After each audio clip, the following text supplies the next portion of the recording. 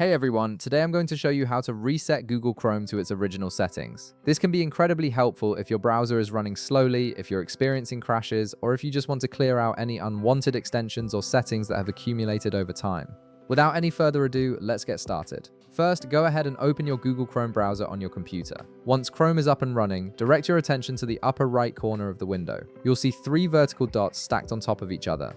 This is Chrome's main menu icon. Click on these three dots to reveal a drop-down menu with various options for managing your browser. From the drop-down menu that appears, locate and click on Settings. This will take you to Chrome's main settings page where you can customize and manage all aspects of your browser. The settings page is your central hub for controlling everything from appearance to privacy options. Now, once you're on the settings page, look over to the left side of your screen.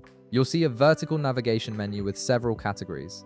Click on Reset Settings from this menu. This section is specifically designed to help you restore Chrome to its default state, which can resolve many common browser issues and improve overall performance. After clicking on Reset Settings, you'll see an option that says Restore Settings to their original defaults. Go ahead and click on this option. This action prepares Chrome to undo any customizations you've made and return everything to how it was when you first installed the browser. It's particularly useful if you suspect that some settings have been changed without your knowledge or if extensions are causing problems. Once you click that option, a confirmation message will appear on your screen. This message explains what will happen when you reset Chrome. Typically, this includes resetting your startup page, new tab page, search engine, and pin tabs. It will also disable all extensions and clear temporary data like cookies. However, your bookmarks, history, and saved passwords will remain intact, so you won't lose your important browsing data.